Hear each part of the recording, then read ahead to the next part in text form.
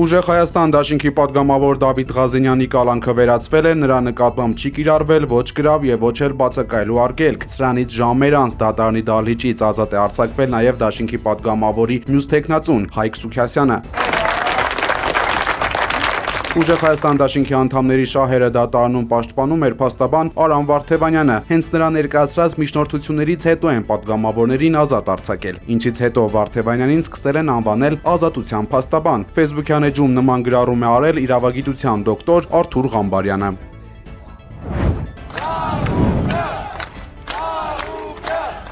Ավելի քան 12 ժամ հարցաքննությունից հետո Գագիկ Ծառուկյանին տեղափոխել են Երևան կենտրոն քրեակատարողական հիմնարկ։ Բարգավաճ Հայաստան կուսակցության առաջնորդի նկատմամբ նոր հանրային քրեական հետապնդում է հարուցվել։ Փաստաբանի խոսքով դեռ չի ավարտվել առերեսման փուլը։ Այս անգամ 2 առերեսում է եղել 2 իրանցի եղբայրների հետ։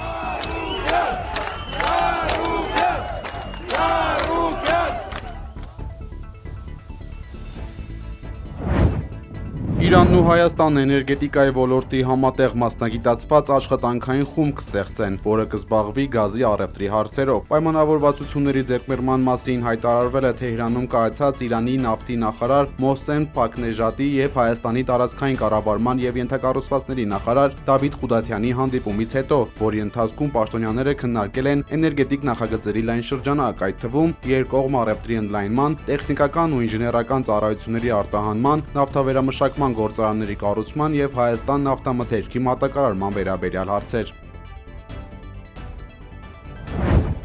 Խոշոր ու ողբերգական ավտովթար է տեղի ունեցել Արագածոտնի մարզում։ Ժամը 12:40-ի սահմաններում Թալին-Քարակերտ ավտոճանապարհին քարով բարձված կամազ մակնիշի բեռնատարը կողաշրջվել է։ Ինչպես դեպքի վայրից հայտնել է ֆոտոլրագրող Գագիկ Շամշյանը, վթարի հետևանքով 51-ամյա վարորդը տեղում մահացել է։ Ստամբուլում ավտոբուսի մասնակցությամբ տեղի ունեցած վթարի հետևանքով տուժել է 30 մարդ, որոնց թվում կան երեխաներ։ ՍԼՄ-ների վարորդը ճանապարհին կորցրել է ղեկի կառավարումը, բախվել ավտոմեքենայի, այնուհետև ճանապարհային ցուցանակի սյանը։ Ուկրաինական բանակի հարձակման հետևանքով Զապորոժիեում զոհվել է 8 մարդ, այդ թվում 2 երեխա։ Բացի այդ, ուկրաինական կողմը հարձակվել է Ռուսաստանի Տյումենի նավթավերամշակման գործարանի ուղղությամբ։ Զուգահեռ ռուսական զինուժը խմբակային հարվածներ է հասցրել Ուկրաինայի հարավային 3 նավահանգստի ուղղությամբ։ Օդեսայում խոցվել է նավահանգստային ենթակառուցվածքը, որը օգտագործվում է ռազմական բեռների բեռնաթափման եւ պահպանման համար։ Իզմայիլում գրոհի են ենթարկվել մի շարք պահեստներ ու ռազմական օբյեկտներ, իսկ Նիկոլաևում հարված է հասցվել Ուկրաինայի զինված ուժերի համար բեռներ տեղափոխող նավին։ Եկատերինբուրգում ուկրաինական ԱԹՍ-ի հարձակումից հետո հրդեհ է բռնկվել Վայլբերիսի մոտ գտնվող ավտոկայանատեղիում։ Ընկերությունը տարհանել է լոգիստիկ կենտրոնի անձնակազմին։ Աշխատանքներն այս պահին կասեցվել են։ Մարզպետ Դենիս Պասլելի տվյալներով տնտեսության եւ ենթակառուցվածքների օբյեկտները չեն վնասվել։ Մարդիկ անվտանգ տարհանվել են, տուժածներ չկան։ Լոգիստիկ համալիրը չի վնասվել։ Ընկերությունից հայտնել են, որ պահեստային գործունեությունը ժամանակավորապես դադարեցվել է։ Շուտով սպասվում է բնականոն գործունեության վերսկսում։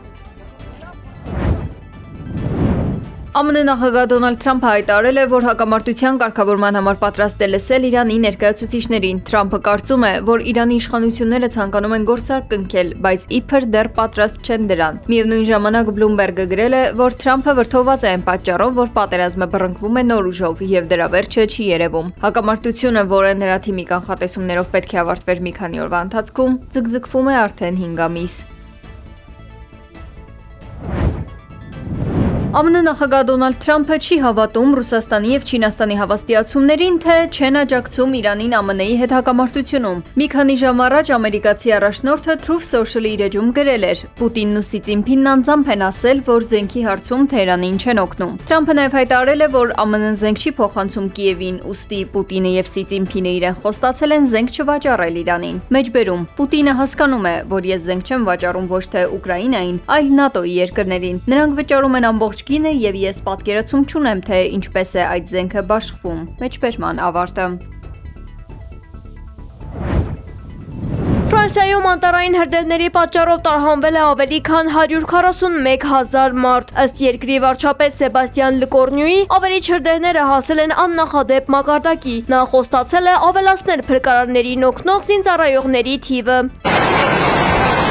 Հրդեհների պատճառով Իսպանիայում տարհանվել է ավելի քան 40,000 մարդ։ Արդեն 2 օր է ինչ երկրում արտակարգ դրություն է հայտարարվել, երբ կրակը տարածվել է Մադրիդի մերձակայքում ու հարևան Ավիլա նահանգի բնակավայրերում։ Մադրիդի տարածաշրջանային կառավարությունը օգնություն է խնդրել, իրավիճակը բնութագրելով որպես ծայրահեղ ծանր։ Սաուդյան Արաբիայի ռազմաօդային ուժերը 5 ավիահարված են հասցրել Եմենի արևմուտքում գտնվող Հոդեյդայի նավահանգստին։ Ավելի վաղ Եմենի հութիները հրթիռներով ու ԱԹՍ-ներով հարձակվել էին Սաուդյան Արաբիայի 2 լցանավերի վրա։ Ի պատասխան սաուդցիների հարձակման եմենյան զինված ուժերը հարված են հասցրել Սաուդյան Արաբիայի ռազմավարական օբյեկտներին Ջիզանում։ Հրդեհը բռնկվել ամենամեծ նավթավերամշակման գործարանում։ Կադրերում երևում է, թե ինչպես են ծխի հսկայական ամպեր բարձրանում Արամկո նավթավերամշակման գործարանի վրայով։ ԱՄՆ նախագահ Դոնալդ Թրամփը հայտարարել է, որ Միացյալ Նահանգները զենք չի փոխանցում Կիևին, միաժամանակ նշելով, որ Ռուսաստանի եւ Չինաստանի ղեկավարներն իրեն խոստացել են զենք չվաճառել Իրանին։ Պուտինը հասկանում է, որ ես զենք եմ վաճառում ոչ թե Ուկրաինային, այլ ՆԱՏՕ-ի երկրներին։ Նրանք վաճառում են ամբողջ գինը եւ ես պատկերացում չունեմ, թե ինչպես է այդ զենքը բաշխվում, գրել է ամերիկացի առաջնորդը սոցիալական ցանցում, ընդգծելով, որ Իրանը զենք չի ստանում Մոսկվայից կամ Պեկինից։ Զուգահեռաբար Իրանի ռազմական հրամանատարությունը խիստ զգուշացրել է Վաշինգտոնին Իրանի զինված ուժերի Խաթամ Ալ-Անբիա կենտրոնական շտաբի պետ Ալի Աբդոլլահին հայտարարել է. այս պահից սկսած մենք դա համարում ենք մարտադաշտում վերջնական եւ պաշտոնապես հայտարարված օրենք։ Իրանի Իսլամական Հանրապետության յուրաքանչյուր նահատակված քաղաքացու դիմաց կսպանվի 1 ամերիկացի զինծառայող։ 2 օրում երկրորդ մասշտաբային հոսանքազրկումն է եղել Վրաստանում։ Հուլիսի 24-ի գիշերն առանց լույսի է մնացել ամբողջ երկիրը։ Թբիլիսիի որոշ շրջաններում ջրամատակարարման խնդիրներ են առաջացել պոմպակայանի էլեկտրազրկման պատճառով։ Այս պահին հարևան երկրում էլեկտրամատակարարումն ամբողջությամբ վերականգնվել է։ Երկրի պետական էլեկտրացանցի տվյալներով աշխատանքներ են տարվում անջատման ջրգրիտ պատճառը պարզելու համար։ Որպես պատճառ դիտարկվում է անսարքությունը Էնգուրի հիդրոէլեկտրակայանում, որը գտնվում է երկու երկրների՝ Վրաստանի ու Աբխազիայի սահմանին։ Նրանք կիսում են էլեկտրաէներգիան 60% եւ 40% հարաբերակցությամբ։